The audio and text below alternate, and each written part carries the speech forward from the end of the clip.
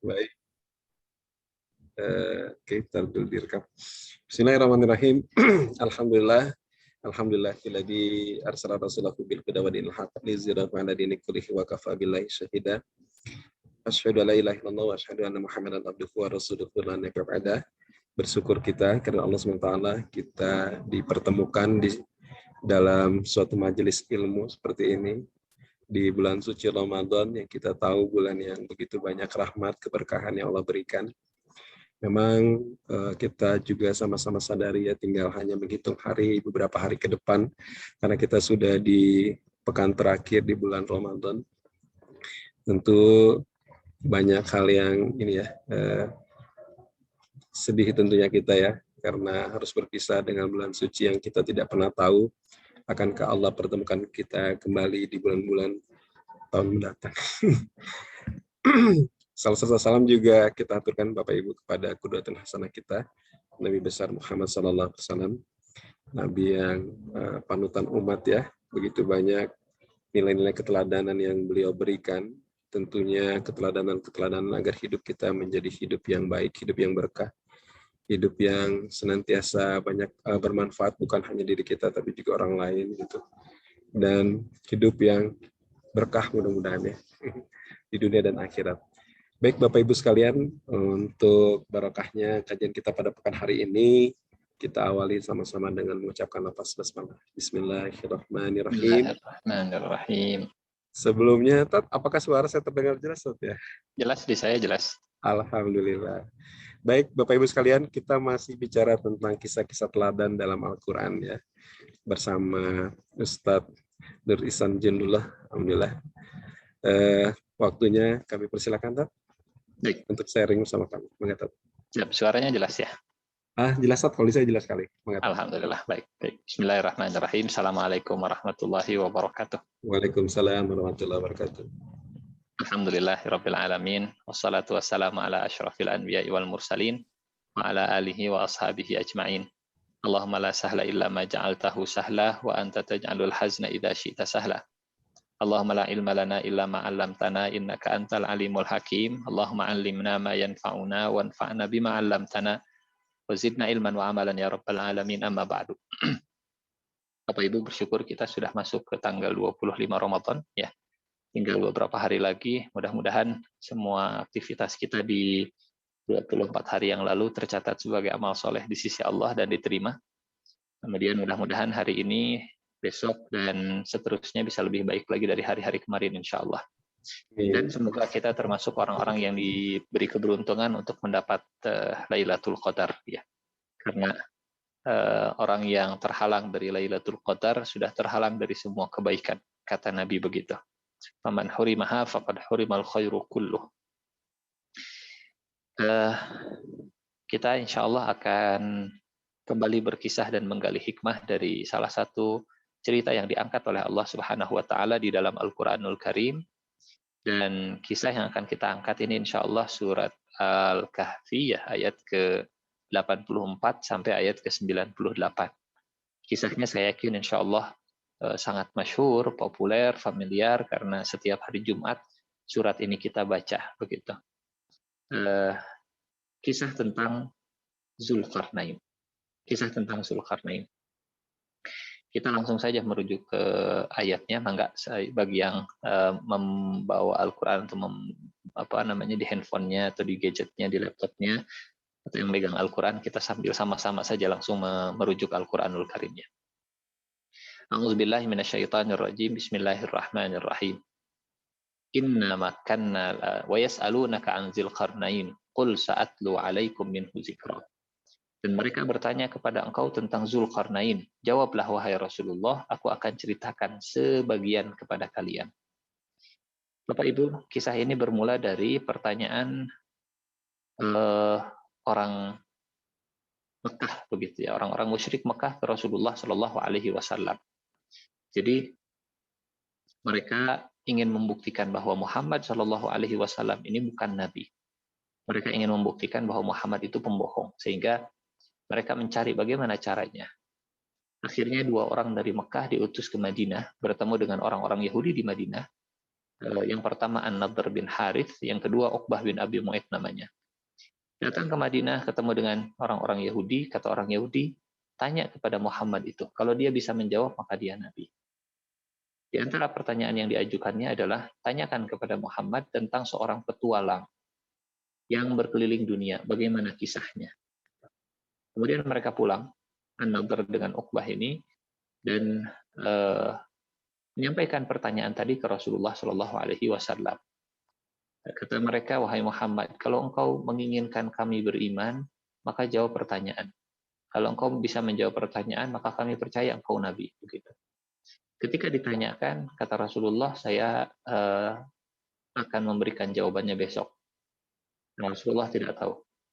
Sudah mulai di situ orang-orang orang-orang musyrik Mekah, mereka membenarkan apa yang disebut, apa yang disampaikan oleh para pemuka Yahudi begitu. Oh benar, Muhammad ini sepertinya ngaku-ngaku saja jadi nabi karena nggak bisa langsung menjawab. Memang Rasulullah Shallallahu Alaihi Wasallam pengetahuannya itu dari wahyu. Ya. Semua yang beliau sampaikan kepada kita wahyu. Hadisnya wahyu, Al-Qur'annya apalagi. Hari kedua, mereka memberikan kesempatan, An-Nadhr dengan Uqbah memberi kesempatan ke Rasulullah Shallallahu Alaihi Wasallam. Rasulullah kemudian mengatakan besok dijawab. Besok hari mereka bertanya, bagaimana? Sudah ada jawaban? Belum. Kapan? Ya besoklah. Besok terus seperti itu. Kita bisa bayangkan bagaimana kejiwaan Rasulullah Shallallahu Alaihi Wasallam saat itu. Ya. Di satu sisi terdesak diminta jawaban. Di sisi lain Allah Subhanahu Wa Taala belum menurunkan wahyu. Karena Nabi tidak akan menjawab seenak udolnya sendiri begitu ya. Nabi tidak akan berkata atau berbicara atas nama Allah padahal Allah tidak mewahyukan kepada beliau.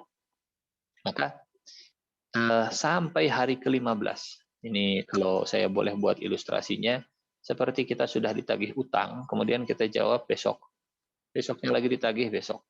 Besoknya lagi ditagih besok begitu. Terbayang oleh kita bagaimana perasaan terdesak begitu ya, terdesak. Sehingga ayat pertama surat Al-Kahfi adalah gambaran kebahagiaan karena Allah sudah menurunkan Al-Qur'an. Ayat pertama surat Al-Kahfi, alhamdulillahilladzi anzala ala abdihil kitab. Segala puji bagi Allah yang telah menurunkan Al-Qur'an. Ini seperti kita kalau punya cicilan begitu kemudian belum ada uangnya dan akhirnya Allah memberikan kita uang. Ya alhamdulillah yang sudah memberikan kepada kita uang. Kan begitu mungkin kita juga. Nah, Bapak Ibu yang dirahmati Allah Subhanahu wa taala, maka Allah kemudian memberikan jawabannya. Wa yas'alunaka 'an Dzilqarnain, dan mereka bertanya kepada engkau tentang Dzilqarnain. Qul sa'atlu 'alaikum minhu dzikra. Jawablah wahai Rasulullah, aku akan menceritakan kepada kalian sebagiannya. Secara bahasa, Dzulqarnain itu zu artinya pemilik, Qarnain artinya bisa 3 makna. Qarnun bisa diartikan abad, Qarnun bisa diartikan generasi, Qarnun bisa diartikan tanduk. Satu kata 3 makna, terjemahan dalam bahasa Indonesianya. Qarnun bisa diartikan abad, ya, jadi satu abad itu bahasa Arabnya Qarnun. Kalau jamaknya kurun, Qarnun 1 abad, 2 abad, Qarnain berabad-abad kurun. Nah, kurun sudah diserap dalam bahasa Indonesia dalam kurun waktu yang lama, dalam kurun waktu yang panjang. Qarnun artinya 1 abad. Qarnain berarti 2 abad. Qarnun bisa berarti 1 generasi. Hingga dalam hadis ketika Rasulullah Shallallahu Alaihi Wasallam menyebut sebaik-baik generasi adalah generasiku, kemudian generasi setelahku. Khairul quruni qarni, summal ladzina yalunahum, summal ladzina yalunahum. Nah, makna yang ketiga, Qarnun artinya tanduk begitu. Sehingga Qarnain artinya 2 tanduk. Apa arti Dzulqarnain? Apakah pemilik 2 tanduk atau pemilik 2 generasi atau pemilik 2 abad? Semuanya mungkin begitu. Pertama kalau dari sisi usia, ya usia harapan hidup orang zaman dulu memang panjang-panjang. Tidak seperti kita yang umurnya hanya ya sekitar segitulah ya 60 sampai 70 tahun begitu. Ada Israiliyat, ada cerita Israiliyat. Israiliyat itu dipercaya banget jangan, didustakan banget juga jangan. Saya lupa sebelumnya sudah cerita atau belum di Bapak Ibu ya. Tentang anak ibu yang menangis begitu. Ada ibu menangis, kemudian Nabi Nuh lewat. Kata Nabi Nuh, "Kenapa, Bu? Sedih. Kenapa sedih? Anak saya meninggal dunia." Memang berapa tahun anaknya? Masih kecil. Berapa tahun? Baru 300 tahun. 300 tahun masih kecil. Kata Nabi Nuh, "Bagaimana kalau ada umat manusia umurnya hanya 60 tahun?" Kata ibu tadi, "Memang ada manusia yang umurnya hanya 60-70 tahun." Kata Nabi Nuh, "Ada umat manusia akhir zaman." Kata ibu tadi, "Andai umur saya hanya 60 tahun saja, aku jadikan semuanya dalam satu kali sujud." 60 tahun hanya dalam satu kali sujud. Nah, Bapak Ibu, ini karena relevan ya, kita angkat juga ceritanya. Salah satu riwayat hadis yang menjadi asbabun nuzul turunnya surat Al-Qadar juga tidak jauh dengan masalah umur ini. Rasulullah sedang cerita ibadah orang-orang soleh zaman dulu, Nabi Ayub, Nabi Zakaria, Nabi Hizkiel dengan Nabi Yusha bin Nun. Mereka pernah beribadah 80-an tahun tanpa bermaksiat sama sekali. Sampai para sahabat takjub. "Ya Rasulullah, 80 tahun ibadah, nggak pakai maksiat sama sekali?" Kata Rasulullah, "Ya, nggak maksiat sama sekali." Begitu. Kata turun kemudian malaikat Jibril, kata malaikat Jibril, "Wahai Rasulullah, engkau takjub dengan ini semua, padahal Allah memberikan kepada engkau yang jauh lebih baik dari ini semua." Apa yang lebih baik dari itu semua? Lailatul Qadri khairun min alfi syahr. Lailatul Qadar lebih baik dari 1000 bulan. Nah, Bapak Ibu yang dirahmati Allah Subhanahu wa taala, baik. Kemudian itu makna Zulkarnain. Yang pertama, Qarnain artinya 2 abad, atau Qarnain dia punya 2 generasi. Generasi abad pertama dan generasi abad kedua, atau Qarnain 2 tanduk. Disebut 2 tanduk, ada yang mengatakan karena memang dia selalu pakai di kepalanya sehingga seperti 2 tanduk begitu, atau memang rambutnya dikucir sehingga seperti tanduk buah. Ala kulli hal. Zulkarnain. Kami, kata Allah, saya akan ceritakan kul sa'atlu alaikum minhu zikra.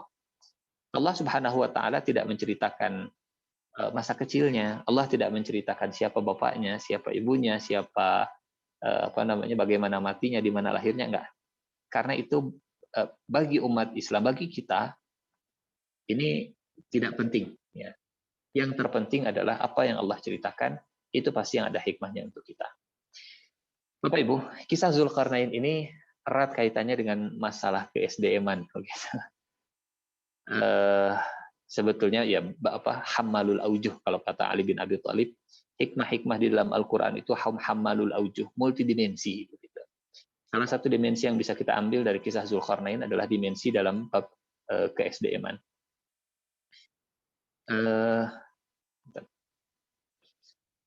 Bapak Ibu yang dirahmati Allah Subhanahu wa taala, dalam kisah Zulkarnain ini kita akan diceritakan oleh Allah Subhanahu wa taala dengan 5 tipikal manusia dengan berbagai problemanya. Yang pertama,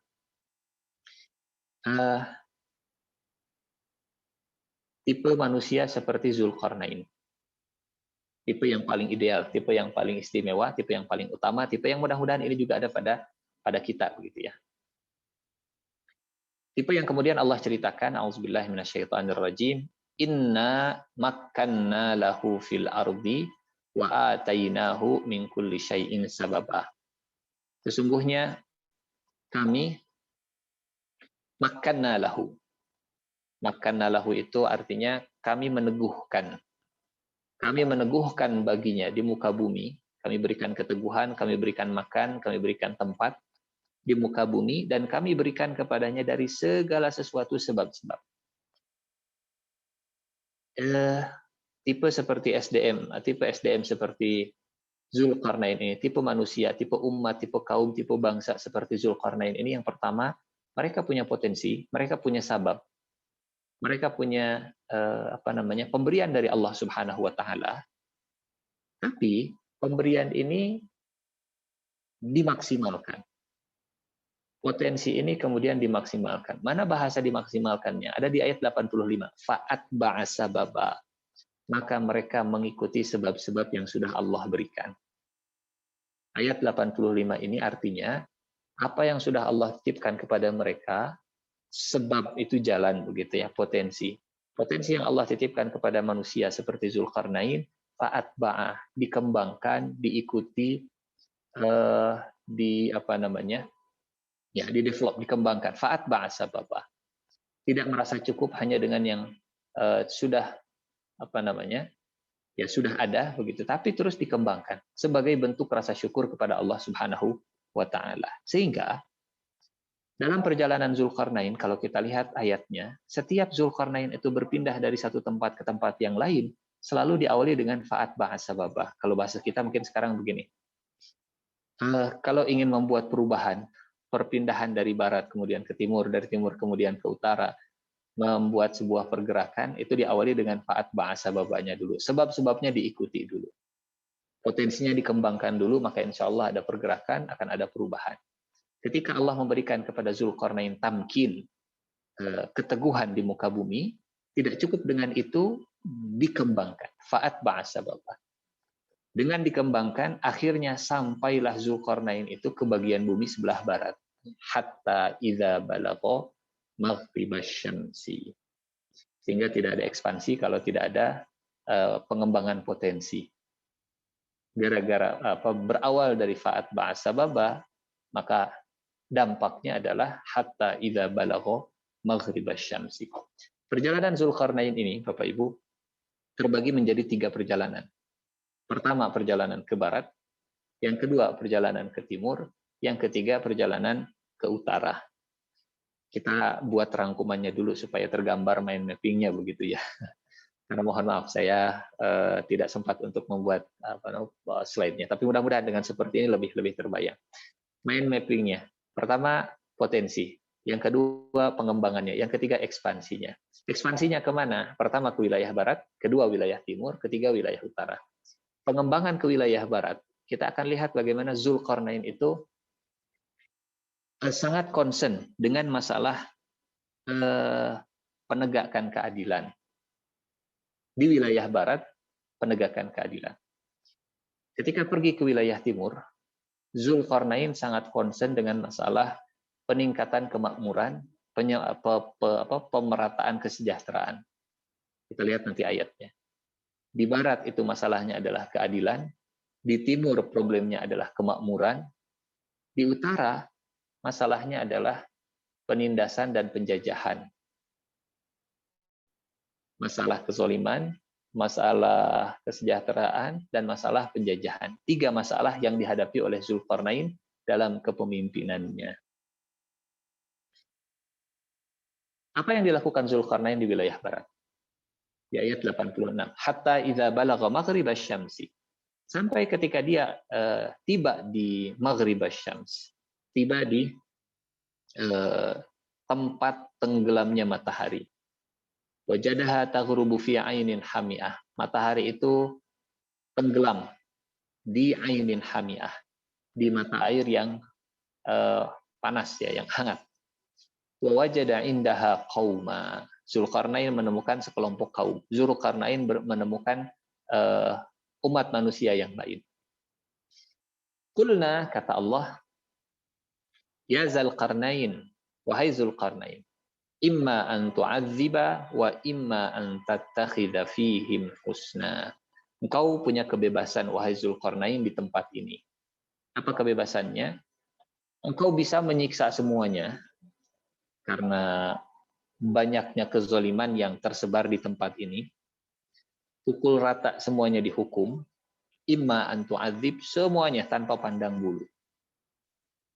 Wa imma, atau an tattakhidha fihim husna. Atau engkau berbuat baik kepada semuanya, diputihkan semua kesalahannya, begitu ya. Atau dihukum semuanya. Jadi tipikal atau dikasih opsi untuk bersikap fatalistik begitu ya.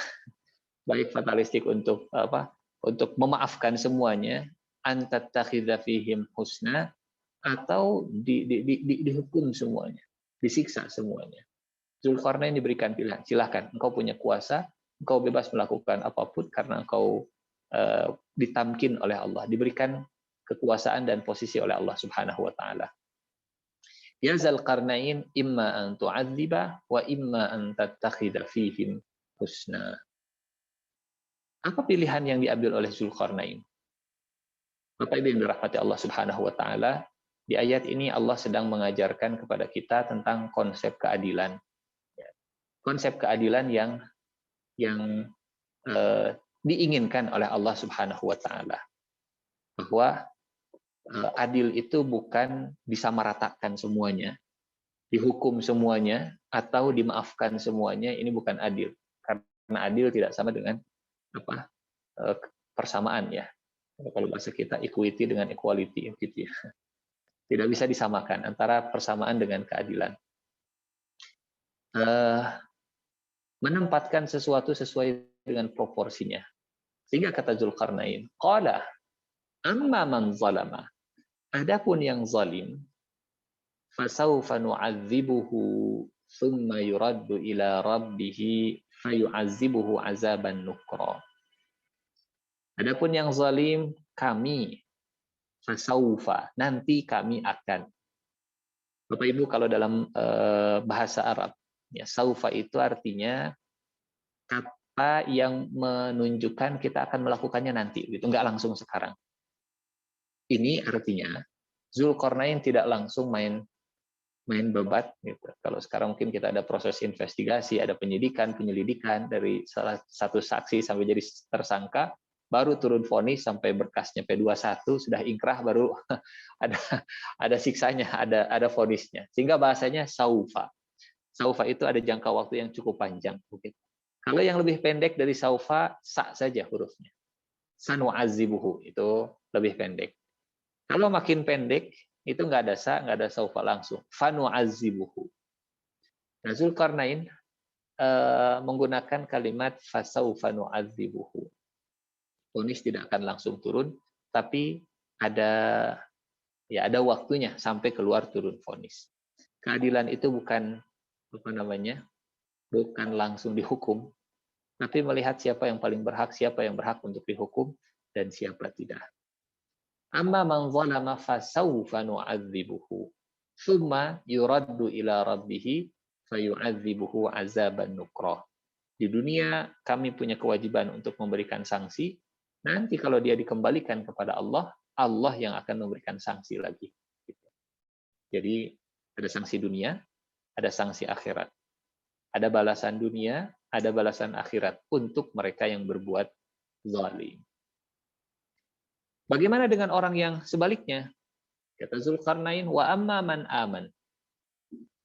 Adapun orang yang beriman, wa amila salihan, dan yang beramal saleh, falahu jazaa'anil husna. Orang beriman dan beramal soleh, maka dia akan mendapatkan imbalan yang baik. Wa sanaqulu lahu min amrina yusra, dan kami akan katakan kepadanya dari urusan kami berupa kemudahan. Maksudnya, kalau orang beriman dan orang yang beramal soleh, kami akan permudah urusannya. Adapun orang yang zalim, kami akan tegas, walaupun kami tetap bersikap fair, ya. Kami akan selidiki dulu. Fasawfa nu'adzibuhu tsumma yuraddu. Adapun orang beriman, orang beramal soleh, balasannya juga dua. Yang pertama, kebaikannya akan dikasih imbalan. Yang kedua, urusannya akan diberikan kemudahan. Itulah konsep keadilan yang dibawa oleh Zulkarnain ketika datang ke satu kaum di barat, di negeri bagian barat yang penuh dengan kezaliman. Penuh dengan kezaliman. Bapak Ibu yang dirahmati Allah Subhanahu wa taala, entah mungkin kalau sekarang istilahnya apa ya, stick and carrot begitu ya, sticknya tongkatnya dengan siksa kalau dia berbuat zalim, carrotnya kalau dia mau beriman dan beramal soleh, dikasih jazaanil husna dan dikasih kemudahan dalam urusannya. Itulah keadilan begitu. Itulah konsep yang dibawa oleh Zulkarnain ketika bertemu dengan manusia-manusia yang penuh dengan atau yang tercampur antara hak dan kezaliman. Selesai Zulkarnain di kaum tersebut, keadilan sudah tegak, kemudian kepastian hukum sudah dimiliki, begitu. Orang-orang mereka sudah merasa aman, sudah merasa nyaman. Saya jadi ingat kisah utusan Romawi yang datang ke kota Madinah untuk bertemu dengan Umar bin Khattab. Ini kisah Umar bin Khattab. Saya rasanya dulu pernah kita cerita ya, kisah Umar bin Khattab ini sekilas. Utusan Romawi datang ke Madinah, kemudian minta ditunjukkan, mana pemimpin kalian, mana Umar bin Khattab. Orang-orang kemudian menunjuk, itu Umar bin Khattab. Yang mana? Itu yang ada di bawah pohon. Yang lagi tidur, itu yang lagi tidur. Antara percaya nggak percaya begitu. Nggak salah ini. Pemimpin yang berhasil menaklukkan Persia tidur di bawah pohon tanpa ada pengawalan yang begitu ketat begitu. Sampai akhirnya utusan Romawi ini kemudian bersyair, dan syairnya diabadikan dalam sejarah. Kata utusan Romawi ini, hakamta, fa'adalta, fa'aminta, fanimta, nauma qariril aini haniha. Engkau memimpin, engkau bersikap adil, engkau merasa aman, maka engkau bisa tidur dengan nyenyak seperti itu. Jadi urutannya keadilan melahirkan keamanan, keamanan melahirkan tidur nyenyak. Karena orang nggak bisa tidur nyenyak kalau nggak merasa aman begitu ya. Kita kalau di majelis taklim itu paling enak tidur. Kalau lagi khutbah Jumat itu paling enak, obat insomnia begitu ya, ikut kajian tuh. Obat insomnia dengerin khutbah Jumat itu. Karena apa? Allah memberikan rasa aman begitu ya. Allah memberikan rasa aman kepada kita sehingga kita bisa tidur nyenyak. Ala kulli hal. Bapak Ibu yang dirahmati Allah Subhanahu wa taala, keadilan melahirkan ketenangan. Dan ketika Zulkarnain sudah selesai, kalau bahasa kita target sudah mission accomplished begitu ya. Tugas sudah terlaksana. Achievement-nya sudah tercapai ya.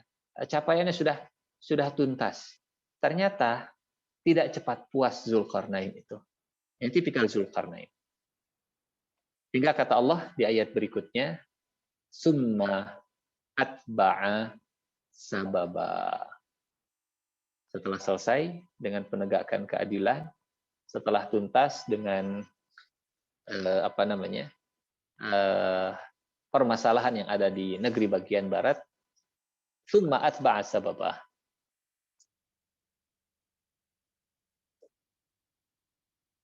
Summa atba'a sababa.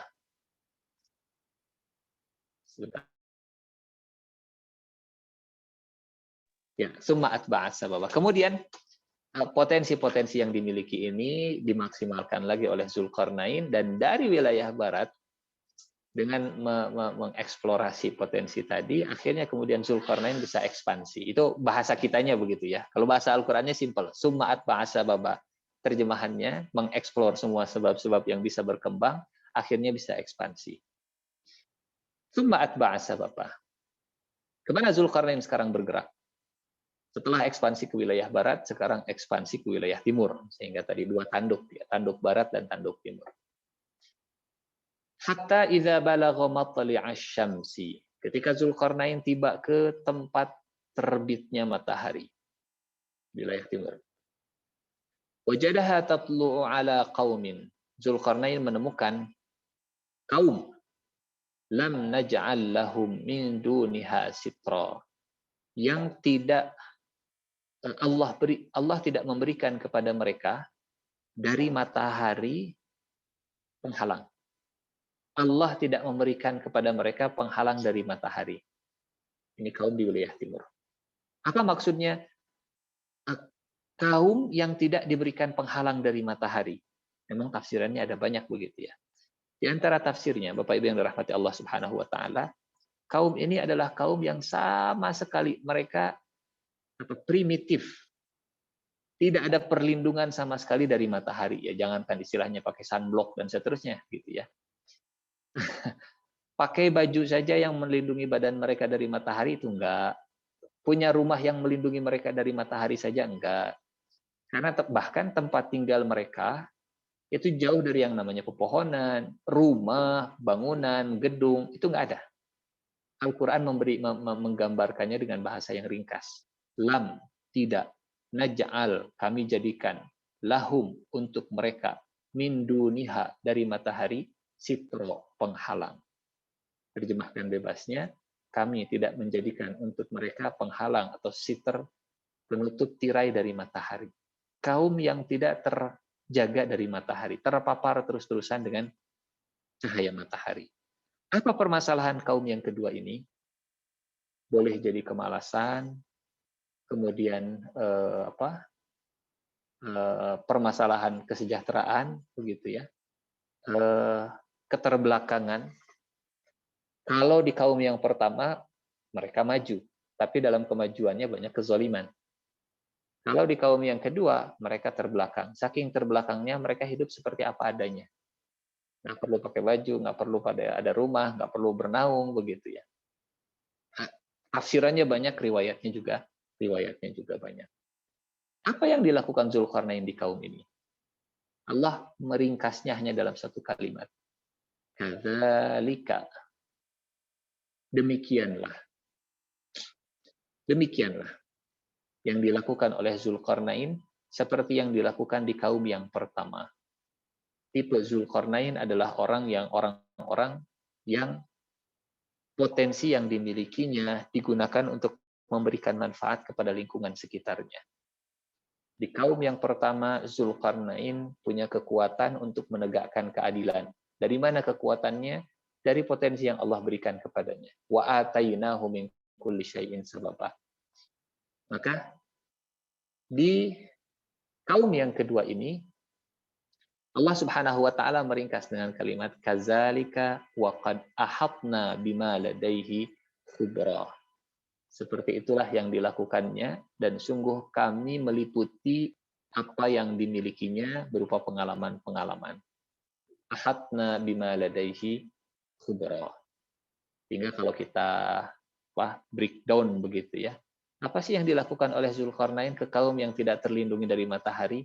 Satu, kalau bahasa sekarang mungkin pemerataan infrastruktur.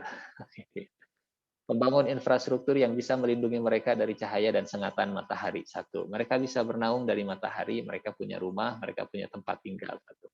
Yang kedua, boleh jadi saat itu Zulkarnain, memang Al-Quran tidak mendetilkan, tapi kita bisa berpikir apa yang dilakukan oleh Zulkarnain menemukan kaum yang tidak terlindung dari matahari. Yang pertama, pemerataan infrastruktur. Yang kedua, reboisasi. Mengajarkan untuk menanam tanaman sehingga mereka bisa berlindung dari cahaya matahari. Yang ketiga, sekarang istilahnya grooming begitu ya. Mengajarkan etika berpakaian, tata cara berpakaian, bagaimana cara buat baju, bagaimana menutup aurat, dan seterusnya. Badannya tertutup dari matahari, mereka punya tempat tinggal, lingkungan sekitarnya lebih asri, lebih rimbun, tertutup dari matahari, terlindung dari cahaya matahari. Kadzalik. Seperti itulah yang dilakukan oleh Zulkarnain. Kadzalika kadzalika bima ahatna bima ladaihi khubra. Kadzalika wa qad ahatna bima ladaihi khubra. Selesai dengan permasalahan kepastian hukum. Tidak merasa puas diri, kemudian mengeksplor semua potensi, lanjut ekspansi.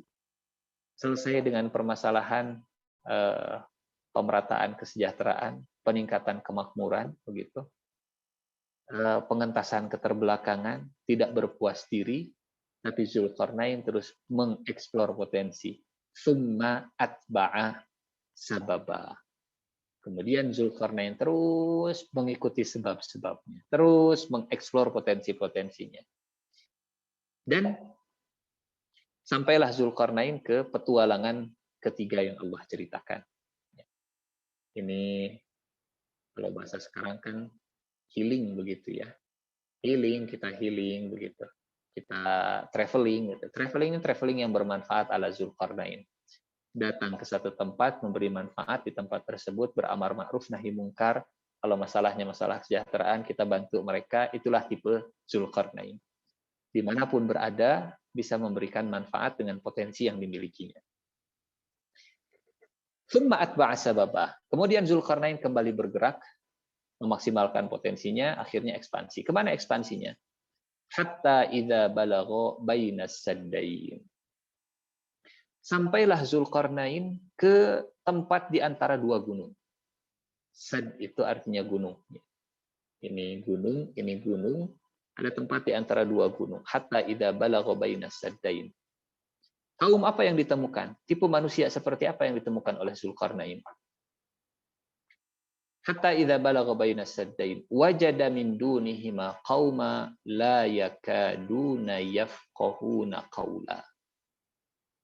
Kalau kaum yang pertama masalahnya adalah kezoliman, kalau kaum yang kedua masalahnya adalah kemakmuran, maka kaum yang ketiga masalahnya adalah sulitnya mereka mengekspresikan sesuatu, sulitnya mereka untuk berkomunikasi karena penindasan-penindasan dari Ya'juj Ma'juj. La yakaduna yafqahuna qaula, begitu. Mereka hidup dalam kondisi terisolasi sehingga tidak bisa memahami bahasa-bahasa, tidak bisa memahami kalimat-kalimat orang lain. La yafqahuna qaula. Tapi bukan Zulkarnain. Artinya begini, kalau mereka nggak bisa paham bahasa orang luar juga sama nggak bisa paham bahasa mereka, begitu. Berlaku resiprok ya, berlaku timbal balik begitu. Saya nggak bisa paham bahasa mereka, mereka juga nggak bisa paham bahasa kita. La yafqahuna qaula. Tapi bukan Zulkarnain kalau tidak memaksimalkan potensi untuk memberikan manfaat. Ketika Allah menyebutkan mereka tidak memahami perkataan Zulkarnain, di ayat berikutnya terjadi komunikasi dengan Zulkarnain. Kan ini unik. Itu ya. Di ayat 93 kata Allah, la yakaduna yafqahuna qaula qalu. Mereka bicara, mereka ngomong kepada Zulkarnain. Berarti Zulkarnain sudah berhasil menjembatani problem komunikasi antara kaum ini dengan kaumnya Zulkarnain. Apa kata mereka? Qalu, ya Zulkarnain, wahai Zulkarnain, inna Ya'juj wa Ma'juj mufsiduna fil ard. Wahai Zulkarnain, Ya'juj dan Ma'juj itu merusak bumi. Fahal naj'alu laka kharjan. Maukah engkau kami berikan upeti? Ala an taj'ala bainana wa bainahum sadda. Tapi kami minta dibangunkan tembok sebagai penghalang antara kami dengan Ya'juj Ma'juj. Bapak Ibu, ini kaum yang unik gitu ya. Kalau tidak disebut aneh. Kenapa unik? Kita lihat. Mereka itu tahu apa masalahnya. Mereka bisa menganalisa problem yang sedang mereka rasakan. Yang kedua, mereka tahu solusinya. Solusinya adalah membangun tembok. Jago menganalisa masalah, tahu apa solusinya. Bahkan yang ketiga, mereka punya sumber daya untuk menyelesaikan masalah. Kita ulangi lagi ya. Mereka bisa menganalisa masalahnya, mereka tahu apa solusinya, mereka punya sumber daya untuk menyelesaikan masalahnya. Bahasa Al-Qur'annya singkat, ringkas. Wahai Zulkarnain, sesungguhnya Ya'juj Ma'juj itu merusak. Itu analisa masalahnya. Fahal naj'alu laka kharjan. Maukah engkau kami berikan upeti, sumber daya bumi, untuk kami serahkan kepada engkau? Ini modal yang mereka miliki.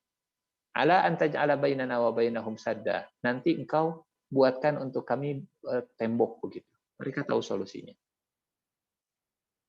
Apa masalahnya kalau begitu? Kalau mereka sudah tahu masalahnya, mereka tahu solusinya, dan mereka punya modal untuk menyelesaikan masalahnya. Masalahnya kaum yang keberapa ini berarti? Ketiga berarti ya. Kaum yang ketiga ini masalahnya adalah terlalu sering mengandalkan tangan orang lain untuk menyelesaikan permasalahan mereka sendiri. Sumber daya alam mereka punya, menganalisa masalah mereka bisa, mengusulkan solusi mereka bisa, tapi terlalu sering mengandalkan tangan orang lain untuk menyelesaikan masalah mereka sendiri. Gitu. Ini kaum yang ketiga, tipikal manusia yang ketiga. Bagaimana Zulkarnain merespon tawaran upeti tadi? Wahai Zulkarnain, kami punya sumber daya alam, silahkan ambil sumber daya alamnya, tapi tolong bantu kami menyelesaikan masalah di kaum kami. Nah, Zulkarnain tipe yang kalau bahasa kita standarnya tinggi begitu ya. Apa standar yang tinggi itu? Kalau mereka minta dibangunkan tembok, sadda, kalau Zulkarnain akan membangun rodma, benteng. Mereka mengajukan tembok, Zulkarnain akan membuat benteng. Standarnya dinaikkan. Pertama. Yang kedua, Zulkarnain orang yang kalau bahasa sekarang mungkin aji mumpung gitu, bukan aji mumpung. Oke lah sini, serahkan semua upeti dengan mengambil upeti yang banyak, tapi cuma ngasih tembok. Nggak begitu gitu. Bahkan kata Zulkarnain, bahasa Al-Qur'annya begini. Ma makkanni fihi rabbi khairun. Apa yang Tuhanku berikan kepadaku itu lebih baik. Lebih baik dari apa? Lebih baik dari upeti yang kalian tawarkan kepada saya. Ma makkanni fihi rabbi khairun. Kalian menawarkan upeti berupa hasil bumi? Enggak. Saya punya yang lebih baik dari kalian. Saya tidak akan ngambil upeti dari hasil bumi kalian, tapi saya akan memberi yang lebih baik kepada kalian. Kalau standar kalian tembok, standar saya adalah benteng. Jadi, nggak ngambil dari hasil bumi mereka, tapi ngasih yang lebih baik untuk mereka. Itulah Zulkarnain. Tipe SDM seperti Zulkarnain. Nggak ngambil dari mereka, tapi ngasih yang lebih besar untuk mereka. Tapi SKB ya, syarat dan ketentuan berlaku. Kalau kalian mau tawaran dari saya, ada syaratnya. Apa syaratnya? Zulkarnain tahu masalahnya nih, kaum yang ketiga ini. Masalah yang pertama kezaliman, masalah yang kedua kesejahteraan, masalah yang ketiga, kaum yang ketiga ini, mereka terlalu sering berpangku tangan dan tidak mau bergerak dengan tangan mereka sendiri. Sehingga kata Zulkarnain, fa'ainuni biquwwah. Tolong saya dengan kekuatan kalian semua. Ikut serta kalian semua dengan tenaga kalian. Masalahnya itu, mereka nggak mau pakai tenaga sendiri. Pengennya pakai tenaga dari luar, pengennya tenaga, padahal sumber daya alam mereka punya, mereka pintar, mereka tahu solusi, tenaganya dari mana? Dari luar saja. Begitu. Sehingga Zulkarnain nggak, kalian yang kerja, hayu bareng kerja dengan saya. Saya yang mengordinir, saya yang punya standarnya, saya nggak akan ngambil hasil buminya, ini manfaatnya untuk kalian semua. Rasanya jarang begitu ya, yang seperti Zulkarnain. Insya Allah salah satunya ada di kita. Biasanya kan begitu. Kami keruk hasil bumi sebesar-besarnya, kami kasih yang prinsip ekonomi lah yang berlaku begitu ya. Gimana prinsipnya? Keuntungan sebesar-besarnya dengan memberi sekecil-kecilnya. Fa'inuni biquwwah aj'al bainakum wa bainahum radma. Mereka minta saddan, Zulkarnain kasih radman. Mereka minta tembok, Zulkarnain kasih benteng. Apa saja sumber daya alam yang mereka miliki, ternyata dahsyat, Bapak Ibu. Ini karena saya lagi bicara di Tekmira, pasti Bapak Ibu yang jauh lebih paham begitu ya. Apa sumber daya alam yang mereka miliki? Lihat bagaimana kata Zulkarnain. Atuni zubarul hadid. Tolong datangkan kepadaku hasil bumi dari tanah kalian berupa potongan-potongan besi. Ternyata tanah mereka mengandung besi. Besinya ini kalau bahasa sekarang mungkin ya, kalau saya menggunakan bahasa kekinian dan kedisinian, kata Zulkarnain, saya akan membuat proyek nasional, mega proyek nasional. Tapi tolong semuanya harus terlibat. Semuanya terlibat. Saya tidak tahu prosesnya sampai akhirnya menjadi besi itu seperti apa. Bapak Ibu lebih paham gitu ya. Tapi Zulkarnain meminta endingnya saja. Saya minta potongan besi. Besi yang sudah dipotong. Kemudian setelah dipotong, hatta idza sawa bainas sadafain. Setelah dikumpulkan sumber daya alamnya, besinya kemudian sudah dikumpulkan, dipotong kecil-kecil. Setelah itu, tolong buat rangka benteng dari besi setinggi gunung. Hatta idza sawa, sampai rangkanya itu sawa. Sawa itu sejajar. Baina sodafain. Seperti kerang, sodafain itu kerang. Jadi buat kerangka benteng setinggi gunung. Berapa orang yang terlibat kira-kira dalam proyek massal ini, mega proyek besar ini? Ada, ini mungkin kalau saya bayangkan, ada orang yang mengeruk pasir besinya, ada orang yang mengolah jadi besinya, ada orang yang motong-motongnya, ada orang yang nyusunnya, ada orang yang tukangnya, ya ladena, begitu ya kalau bahasa kita. Sampai setinggi gunung. Sudah rata setinggi gunung besinya, kata Zulkarnain, qala unfuhu. Zulkarnain memberi instruksi. Unfuhu, bakar dengan api besi-besi tersebut. Bapak Ibu, ini kita dapat pahala membaca proses kimia yang ada di dalam Al-Quran di surat Al-Kahfi ini. Bakar besi itu dengan api. Kira-kira punten, berapa besar kayu bakar yang dibutuhkan untuk memanaskan besi sampai jadi bara, sampai jadi memerah. Hatta idza sawa baina sadafaini qala fuhu hatta idza ja'alahu naron. Nar itu artinya api. Besi yang sudah tersusun jadi rangka benteng setinggi gunung, kemudian dibakar.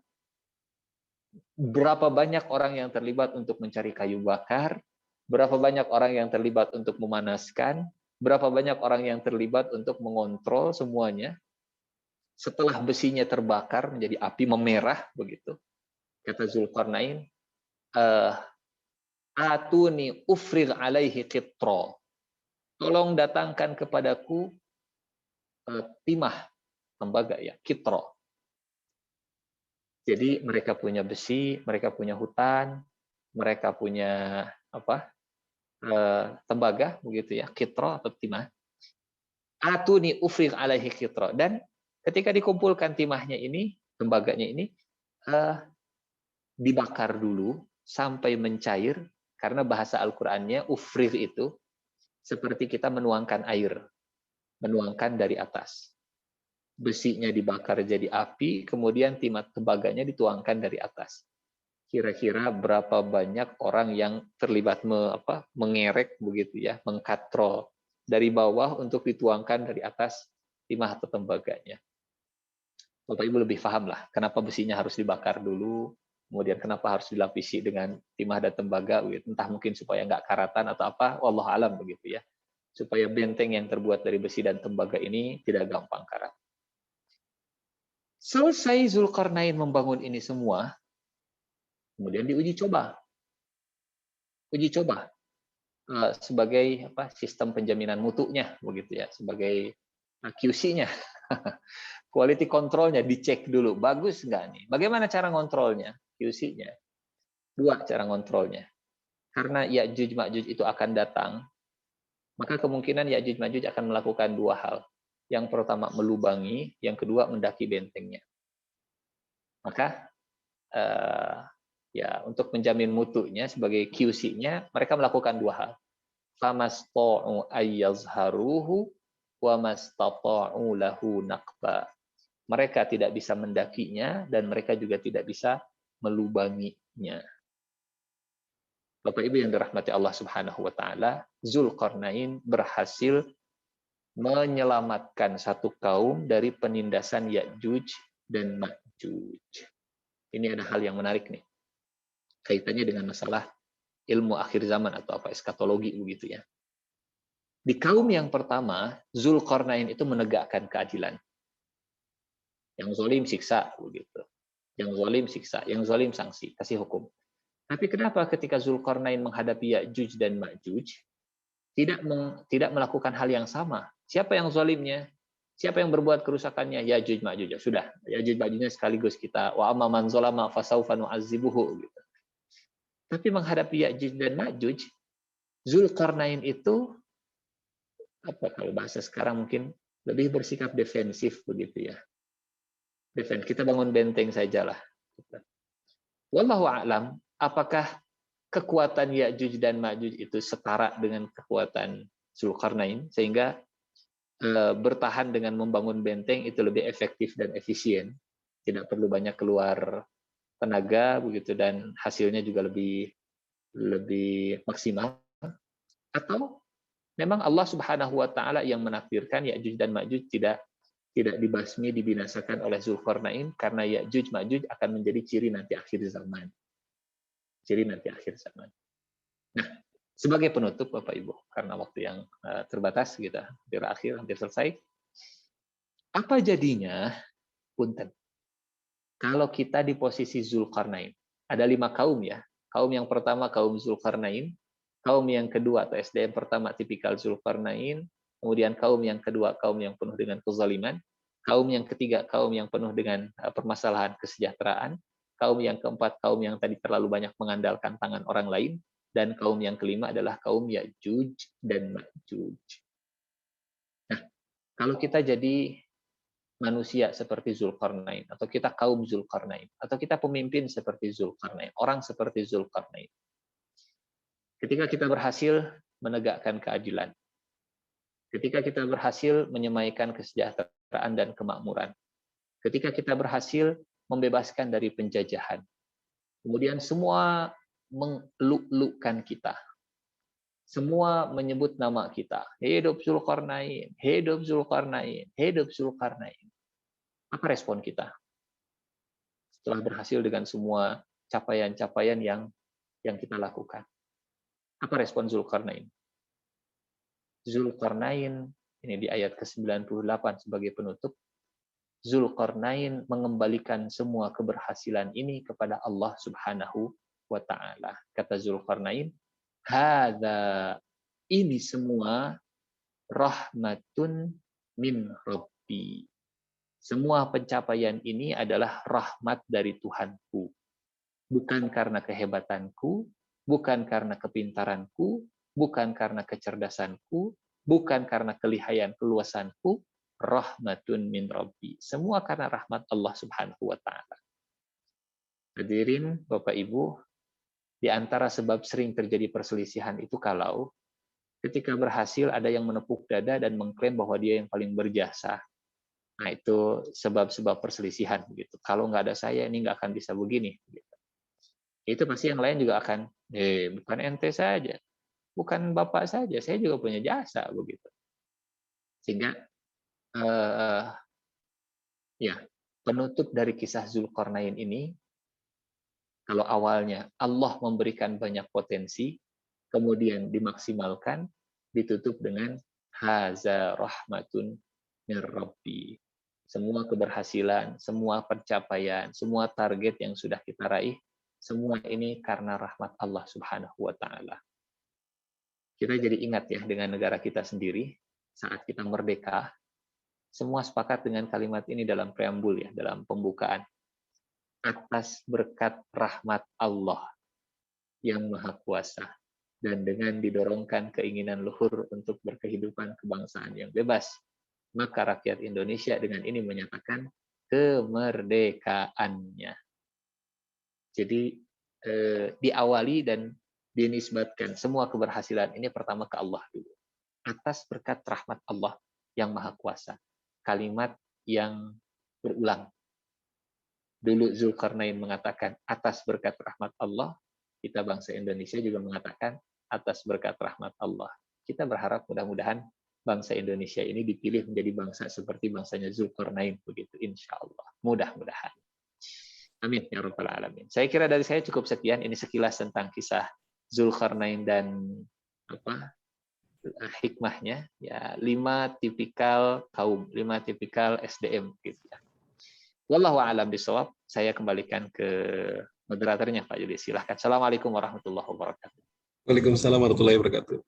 Ini luar biasa Tat ya. Tipikal pemimpin seperti Zulkarnain Tat ya. Itu lengkap sekali ya. Jadi dia bisa mengoptimalkan potensi yang dia punya ya. Kemudian dia bisa memperlebar pengaruhnya gitu ya. Kemudian dia bisa menjadi solusi permasalahan-permasalahan keumatan ya, dengan berbagai ini ya, berbagai kondisi permasalahan yang berbeda-beda tadi ya, yang Ustadz sampaikan ya. Beliau ternyata juga seorang engineer juga tadi. Dia seorang teknokrat juga ya, luar biasa sekali. Baik Bapak Ibu sekalian, kita masih punya cukup waktu untuk saya kasih kesempatan 2 pertanyaan karena kita masih di jam kantor ini. Kembali di kolom chat ada pertanyaan Tat. Ini terkait masalah ini Tat. Kan memang kalau untuk meningkatkan kinerja itu kan bukan hanya terkait potensi tadi ya, kompetensi kalau di kami bahasanya seperti itu, tapi juga hubungan personal atau personal satu dan lain juga itu juga menjadi faktor menyebabkan adanya motivasi kerja yang baik atau tidak gitu Tat ya. Nah ini di kolom chat, ini mohon maaf kalau saya salah baca Tat, ketinggalan kacamata Mas. Oh, baik, saya Jadi kalau baca aja kira-kira ya Tat. Jadi bagaimana jika ada SDM yang berselisih dan gitu, kita tahu akhirnya berusaha untuk mendamaikannya, tetapi SDM tersebut tidak mau berdamai, masih saja perang dingin. Apa kewajiban kita selanjutnya? Kita sudah berusaha mendamaikan. Apakah efeknya bagi masyarakat yang ada di sekitarnya apabila SDM tersebut tidak mau berdamai dan hukumnya SDM tersebut yang berselisih adalah hal sesama Muslim? Oke. Tentang perselisihan. Baik.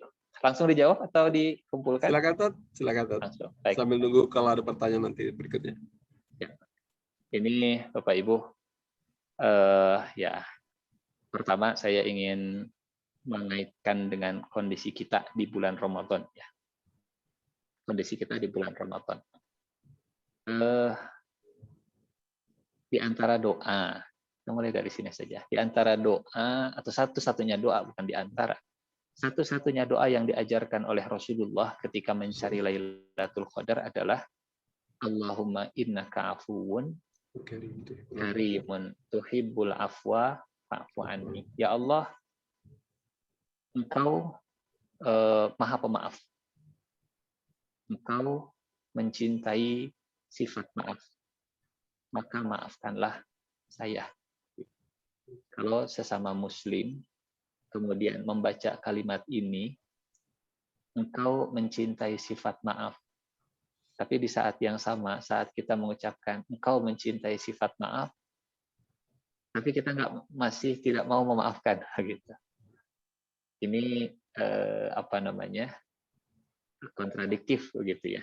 Sehingga kata para ulama begini, kalau ingin disayangi oleh Allah, maka sayangilah hamba Allah. Karena tidak akan disayang oleh Allah yang tidak sayang kepada hamba Allah.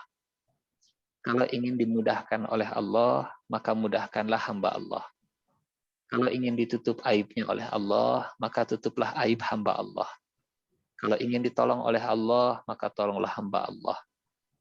Kalau apalagi, ya dan seterusnya, termasuk kalau kita ingin dimaafkan oleh Allah, maka maafkanlah hamba Allah. Dan punten, memang yang namanya memaafkan itu bukan hal yang mudah. Dia tahapan keempat. Tahapan keempat sebelumnya ada mengendalikan amarah. Sulit kita memaafkan kalau masih belum bisa mengendalikan amarah. Masih berkobar-kobar amarahnya. Dan untuk bisa mengendalikan amarah ini, Allah menyarankan kita coba berinfak walaupun kita lagi dalam keadaan susah. Kalau tidak bisa berinfak dalam keadaan susah, maka latihanlah berinfak dalam keadaan mudah. Jadi kalau dalam surat Ali Imran, surat ketiga ayat 134, urutannya begitu. Allazina yunfiquna fis-sarra wad-dharra wal kazimina al-ghaidha wal 'afina 'anil nas. Infak dalam keadaan lapang, kemudian infak dalam keadaan sempit, kemudian mengendalikan amarah, baru posisi yang keempat, memaafkan. Ini yang pertama. Yang kedua, Bapak Ibu, sampaikan bahwa ada surga yang Allah sediakan bagi mereka yang mau memaafkan saudaranya. Ada hadis Rasulullah cerita, di akhirat itu sallallahu alaihi wasallam, di akhirat ada dua orang yang sedang bersengketa di hadapan Allah. Kemudian kata Allah, sini, lihat, di hadapan kalian ada surga, didekatkan oleh Allah surganya. Kata mereka, Ya Allah, itu surga buat siapa? Kata Allah, buat yang punya harganya. Ya Allah, siapa yang punya harganya? Kata Allah, kalian punya harganya. Kata mereka, ya Allah, apa harganya? Kata Allah, dengan memaafkan saudaramu. Kata mereka, ya Allah, kalau begitu saya maafkan, yang penting masuk surga lah, indah sekali yang ada di dalamnya. Kata Allah, kalau begitu, pegang tangan saudaramu dan masuklah bersama-sama ke dalam surgaku. Jadi ada surga untuk orang yang memaafkan, yang akhirnya mereka akan bersama di surganya. Walaupun di dunianya mungkin ada gesekan, kalau sudah masuk surga dicabut oleh Allah yang namanya permusuhan, kedengkian, ghil, dan seterusnya. Sehingga memang motivasi terbesar untuk memaafkan itu bukan supaya kita mendapat respon, tapi karena saya pengen surga, sudahlah, saya ingin memaafkan. Karena kita ingin dimaafkan oleh Allah Subhanahu wa Ta'ala, kita sadar saya banyak dosa, sudahlah, saya maafkan. Gitu. Mudah-mudahan dengan motivasi seperti itu jauh lebih kuat bagi kita memaafkan daripada hanya sekedar nggak mau dia dulu yang minta maaf ke saya, gitu ya. Mudah-mudahan segala sesuatunya dimulai dari motivasi surgawi, motivasi ukhrawi, sehingga perasaan yang berat itu bisa diringankan oleh Allah Subhanahu wa Ta'ala. Wallahu a'lam bishawab. Mangga. Ya, subhanallah. Satu penutup, silakan Bapak Ibu, kalau ada yang mau langsung bertanya Ustadz sebelum kita tutup acaranya. Tidak ada. Silakan. Alhamdulillah. Baik Bapak Ibu sekalian, ini luar biasa ya, hanya karena keterbatasan waktu. Sebenarnya nggak terbatas sih, Pak. Sejam lebih. Ada yang mau bertanya, Bapak Ibu? Saya ada tanya sedikit, Pak. Oh, mangga Pak Nendar. Silakan Pak Nendar. Ya, assalamualaikum, Syekh. Makasih nih. Ya, menarik nih. Ini kan di surat Al-Kahfi nih ya, Pak. Betul. Pak Ihsan ya, Pak Ihsan. Sebetulnya banyak pelajaran di surat Al-Kahfi itu ya. Salah satunya yang tadi Nabi Zulkarnain ya. Menarik sih, memang menarik karena memang Nabi Zulkarnain ini diberi kelebihan dari Allah, ini dipermudah sama Allah ya di dalam perjalanannya ya. Di dalam perjalanan traveler itu dipermudah ke barat, timur gitu ya, ke utara gitu ya, dipermudah. Sehingga mungkin di situ banyak pelajaran yang kita ambil gitu ya. Yang mungkin masih perlu saya nggak tahu, tadi ada istilah perjalanan ketika beliau melakukan perjalanan ke barat itu ya, dan ke timur dan ke selatan, utara ya saya mau salah ya. Utara. Dan di situ yang menarik tuh, saya mohon maaf saya Ihsan, yang di barat itu kalau tidak salah beliau menemukan suatu umat yang tidak hampir tidak bisa berkomunikasi lah bahasanya. Apa yang di timur saya lupa itu. Jadi yang di utara tadi. Yang utara ya, yang tidak bisa berkomunikasi gitu ya. Nah, ini kan mungkin ada hikmahnya gitu ya. Mungkin memang Allah berikan cobaan atau ujian ke Pak Nabi Zulkarnain untuk berdakwah ya. Tapi beliau bisa menyelesaikan dengan baik dengan bahasa yang mungkin kita nggak tahu ya, malam sawab ya, karena hampir tidak bisa berkomunikasi yang di utara itu kan. Kemudian di barat ada, saya juga lupa nih, saya kan pernah baca juga cuma lupa bahwa di barat tuh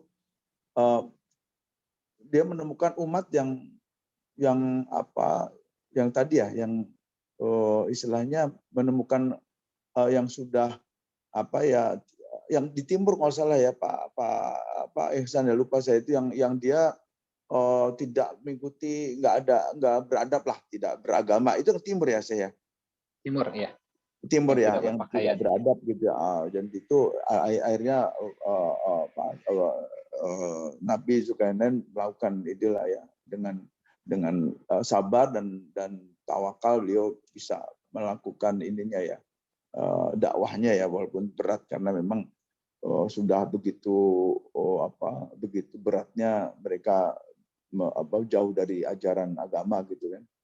Kemudian yang barat itu tadi kalau salah berarti beliau menemukan hamba umat yang sudah tidak perlu dilindungi atau gimana kalau salah karena sudah memang udah baik gitu ya. Kalau nggak salah saya juga mengartikan hanya kurang ini ya. Tapi lepas dari itu juga apa tadi Pak Ustadz juga menceritakan ya Yajus dan Majus itu ya, yaitu dan itu saya mengambil contoh juga tuh saya bahwa di Quran itu sudah ada teknologi metalurgi gitu. Ingin ngasih tahu itu metalurgi bagaimana kita mendapatkan bahan material yang kuat itu ternyata besi sama tembaga dicampur ya.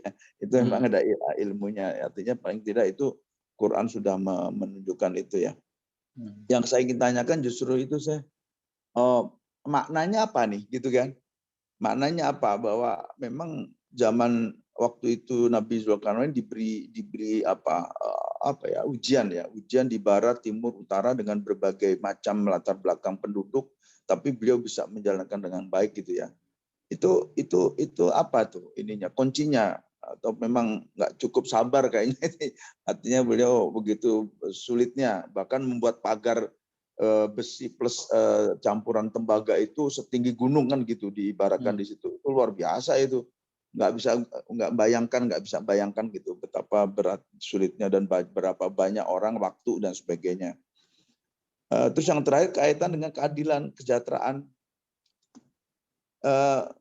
Apa bedanya keadilan dan sejahtera gitu saya? Ya, adil dan sejahtera. Sekarang kalau orang adil mendapatkan keadilan, pasti dia sejahtera lah ya hidupnya karena adil ya. Kebalikan kalau orang sejahtera pasti karena akibat adil gitu ya. Nah ini mohon penjelasan, terima kasih. Baik, Bismillahirrahmanirrahim. Mudah-mudahan saya bisa menangkap semuanya begitu ya, dan bisa menjelaskan dalam waktu yang se-efektif mungkin. Yang pertama, apa hikmahnya Allah menceritakan kisah Zulkarnain ke Nabi Muhammad SAW? Kalau kita lihat timingnya, ini turun ketika Rasulullah masih di Mekah yang bab masalah kekuasaan bagi kaum muslimin di Mekah itu agak jauh begitu ya. Karena mereka juga masih ditindas oleh orang Mekah. Tapi setidaknya kisah Zulkarnain ini bisa menjadi gambaran bagi para sahabat kalau nanti Allah memberikan kesempatan untuk memimpin, jadilah seperti Zulkarnain begitu. Al-Kahfi turunnya masih di Mekah bukan di Madinah. Ini yang pertama. Yang kedua, kalau kita lihat dari awal surat Al-Kahfi, kisah surat Al-Kahfi itu awalnya bab akidah, tentang kisah pemuda Kahfi. Kemudian yang kedua tentang bab harta, kisah tentang pemilik kebun. Kemudian kisah yang ketiga bab masalah pengetahuan, ilmu, Nabi Musa dan Khidir yang kita ceritakan kemarin. Baru yang keempat kekuasaan. Jadi ini akumulasi dari 3 hal. Ideologinya, kalau bahasa kita mungkin ya. Kemudian kekuatan materinya. Yang ketiga kekuatan pengetahuannya. Baru setelah itu bisa berkuasa. Karena tidak mungkin membangun peradaban kalau tidak ada 3 unsur ini. Sehingga Allah ceritakan kisah pemuda Kahfi sebagai inti dari nilai ideologi akidah. Kemudian bab harta, ya jangan harap berkuasa kalau hartanya juga tidak kokoh begitu, perekonomiannya juga nggak kokoh, jangan harap. Dan yang ketiga ilmu pengetahuan. Kisah Nabi Musa ketika berguru dengan Zulkarnain. Jadi surat Al-Kahfi itu perpaduan 4 nilai antara akidah, harta, ilmu, dan kekuasaan. Nah, ini gabungan peradaban. Dan kalau sebelum Allah cerita ke ujung bab kekuasaan, cerita ini dulu, begitu supaya fondasinya kuat dulu. Sehingga kalau tadi ada pertanyaan, gimana Zulkarnain bisa punya itu semua? Memang Allah hanya menceritakan ujungnya. Boleh jadi awalnya tadi gitu ya. Ilmunya sudah matang, akidahnya juga, hartanya juga berlimpah, sehingga tinggal ekspansi, memaksimalkan semua potensi yang dimiliki. Kemudian perbedaan antara keadilan dan kesejahteraan begitu ya. Mungkin kalau yang saya pahami ini antara bab hukum dengan bab ekonomi begitu ya. Yang satu lebih mengatur hubungan antara sesama manusia, yang lain lebih ke bab masalah memperhatikan perut manusia. Ya, perut manusia. Kalau bahasa Al-Quran begini dalam surat Quraisy, allazi at'amahum min ju'in wa amanahum min khaufin. At'amahum min ju'in itu bab kesejahteraan, amanahum min khaufin itu bab keadilan gitu. Seperti itu mungkin singkat. Wallahu a'lam bishawab. Mangga Pak Yogis. Iya, alhamdulillah. Ini luar biasa Tat ya. Jadi kenapa kita disunahkan ya untuk membaca surat Al-Kahfi di hari Jumat ya, memang ternyata seperti kata Ustaz tadi ya Bapak Ibu, banyak hikmah yang kita bisa dapatkan di sana. Tentunya ini Bapak Ibu sekalian bukan hanya surat Al-Kahfi saja, tapi juga seluruh isi dalam kandungan Al-Quran itu banyak hikmah ya Tat ya, untuk jadi pedoman hidup kita. Mohon maaf Bapak Ibu sekalian karena keterbatasan waktu kita ya, silaturahmi dengan Ustadz terasa singkat padahal sudah sejam setengah. Intinya kami sangat berterima kasih juga kepada Bapak Ibu sudah berpartisipasi. Mohon maaf ini karena ada perubahan schedule kita yang awalnya offline menjadi online begitu. Mudah-mudahan kita bisa bersilaturahmi lagi ya di lain kesempatan. Itu saja dari saya. Mohon maaf kalau ada kesalahan. Kepada Ustadz kami ucapkan jazakumullah khairan katsira. Saya akhiri dengan doa kifaratul majelis. Subhanakallah Allahumma bihamdika asyhadu an la ilaha illa anta astaghfiruka wa atubu ilaik. Sekali lagi mohon maaf. Mohon maaf lahir batin, taqabbalallahu minna wa minkum, karena kita akan ketemu bulan Syawal, hari-hari kemenangan. Mudah-mudahan Allah pertemukan kita dengan Ramadan di tahun yang akan datang. Assalamualaikum warahmatullahi wabarakatuh. Waalaikumsalam warahmatullahi wabarakatuh. Mangga saya izin pamit semuanya. Ya Ustaz. Terima kasih. Maaf lahir batin. Maaf lahir batin.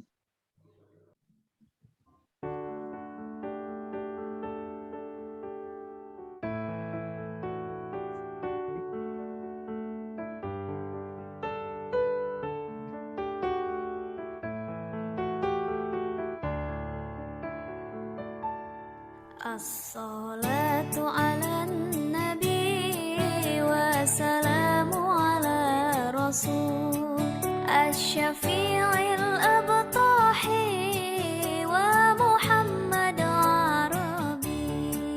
As-salatu ala nabi wa salamu ala rasul asy-syafi'il abtahi wa Muhammad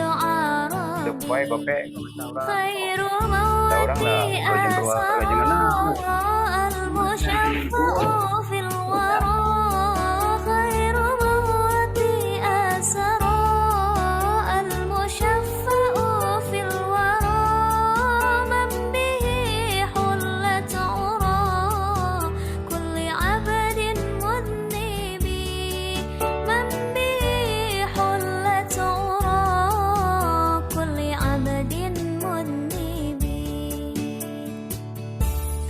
as-salat